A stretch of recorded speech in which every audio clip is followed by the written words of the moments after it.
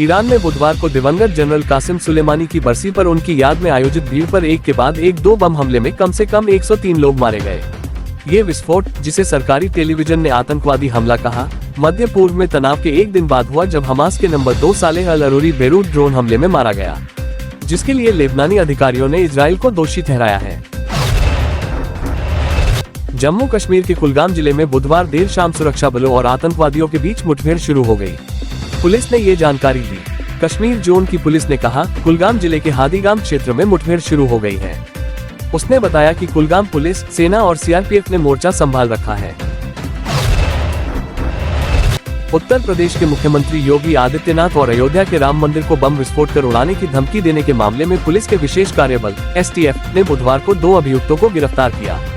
STF द्वारा जारी बयान के मुताबिक एसटीएफ की एक टीम ने आज शाम यहां गोमती नगर स्थित विभूति खंड इलाके से ताहर सिंह और ओम प्रकाश मिश्रा नामक व्यक्तियों को गिरफ्तार किया है। ये दोनों ही गोंडा के रहने वाले हैं। बयान के अनुसार इन दोनों ने @देवेंद्र ऑफिस हैंडल से नवंबर में ट्विटर पर एक पोस्ट में मुख्यमंत्री योगी आदित्यनाथ, एसटीएफ के प्रमुख अमिताभ यश और अयोध्या के राम मंदिर को बम से उड़ाने की धमकी दी। जम्मू कश्मीर के किश्तवाड़ जिले में बुधवार देर रात को 3.9 तीव्रता का भूकंप आया। अधिकारियों ने ये जानकारी दी। अधिकारियों ने बताया कि किसी भी तरह के जान माल के नुकसान की सूचना नहीं मिली है। राष्ट्रीय भूकंप विज्ञान केंद्र ने कहा कि भूकंप देर रात 12:38 पर आया। भूकंप का केंद्र किश्तवाड़ के पास जमीन से 5 किलोमीटर की गहराई में था। प्रवर्तन निदेशालय ईडी ने हरियाणा के यमुनानगर जिले में कथित अवैध खनन से जुड़े धन शोधन मामले की जांच के तहत बृहस्पतिवार को राज्य के कांग्रेस विधायक सुरेंद्र पनवार, इंडियन नेशनल लोकदल के पूर्व विधायक दिलबाग सिंह और कुछ अन्य के परिसरों पर छापेमारी की। आधिकारिक सूत्रों ने ये जानकारी दी। उन्होंने बताया कि धन शोधन रोकथाम अधिनियम PMLA के प्रावधानों के तहत यमुनानगर, सोनीपत, मोहाली, फरीदाबाद, चंडीगढ़ और करनाल में दोनों नेताओं और उनसे जुड़ी इकाइयों के 20 परिसरों की तलाशी ली जा रही है। आंध्र प्रदेश के पूर्व मुख्यमंत्री YS राजशेखर रेड्डी की बेटी और युवजन श्रमिक रायतू तेलंगाना पार्टी की संस्थापक YS शर्मिला बृहस्पतिवार को यहां कांग्रेस में शामिल हो गयी। शर्मिला ने अपनी YSR तेलंगाना कांग्रेस पार्टी के कांग्रेस में विलय की भी घोषणा की और कहा कि उन्हें जो भी जिम्मेदारी दी जाएगी वो उसे निभाएंगी। शर्मिला कांग्रेस अध्यक्ष मल्लिकार्जुन खड़गे और पार्टी के पूर्व अध्यक्ष राहुल गांधी की मौजूदगी में कांग्रेस में शामिल हुई। कांग्रेस की सराहना करते हुए उन्होंने कहा कि ये देश की सबसे बड़ी धर्मनिरपेक्ष पार्टी है, क्योंकि यह अधिक तरीके से सभी समुदायों की सेवा करती है और सभी वर्गों के लोगों को एकजुट करती है।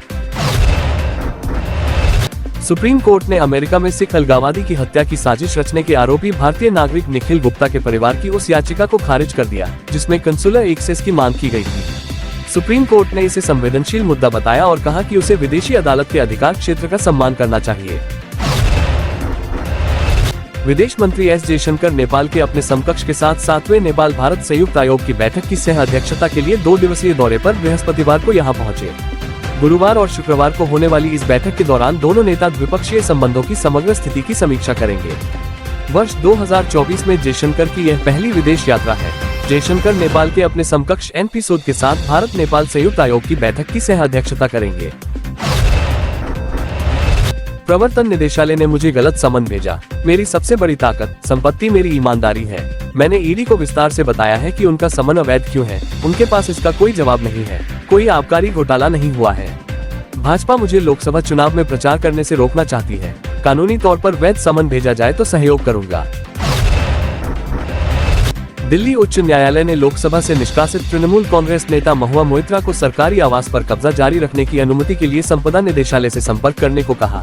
अदालत ने महुआ मोइत्रा को लोकसभा से निष्कासन के बाद उनके सरकारी आवास को रद्द करने के खिलाफ याचिका को वापस लेने की अनुमति दी। प्रधानमंत्री नरेंद्र मोदी के खिलाफ टिप्पणी के मामले में उच्चतम न्यायालय ने कांग्रेस नेता पवन खेड़ा के खिलाफ आपराधिक कार्रवाई रद्द करने से इनकार कर दिया। प्रधानमंत्री मोदी राजस्थान की राजधानी जयपुर में होने वाले पुलिस महानिदेशकों, डीजीपी व महानिरीक्षकों (DIG) के 3 दिवसीय अखिल भारतीय सम्मेलन में शिरकत करेंगे। प्रधानमंत्री कार्यालय (PMO) ने बृहस्पतिवार को एक बयान में ये जानकारी दी। 5 से 7 जनवरी को होने वाले 3 दिवसीय सम्मेलन में साइबर अपराध, पुलिस प्रणाली में प्रौद्योगिकी, आतंकवाद से निपटने, वामपंथी उग्रवाद, जेल सुधार सहित पुलिस प्रणाली और आंतरिक सुरक्षा के मुद्दों की एक विस्तृत श्रृंखला पर चर्चा की जाएगी। इंडिया गठबंधन में सीटों को लेकर अब लड़ाई खुलकर सामने आ गई है। कांग्रेस ने टीएमसी को खुली चुनौती देते हुए कहा कि ममता बनर्जी को जीतने के लिए कांग्रेस की जरूरत है। कांग्रेस अपने दम पर जीतने की क्षमता रखती है। कांग्रेस नेता राहुल गांधी अपनी भारत जोड़ो यात्रा का दूसरा पार्ट निकालने की तैयारी कर रहे हैं। कांग्रेस ने पहले दूसरे पार्ट की यात्रा का नाम भारत न्याय यात्रा रखा था, जिसे अब बदल दिया गया है।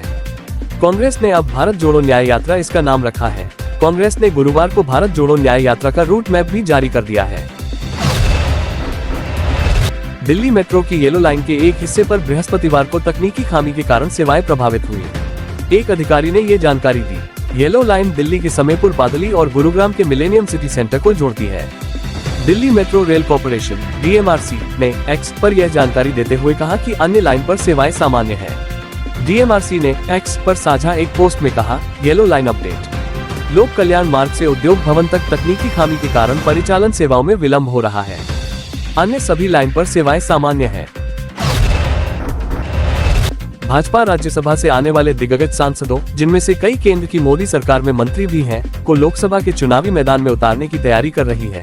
पार्टी ने इन नेताओं को एक बार फिर से यह स्पष्ट कर दिया है कि पार्टी राज्यसभा में लगातार तीसरी बार किसी नेता को नहीं भेजने की नीति का कठोरता से पालन करेगी।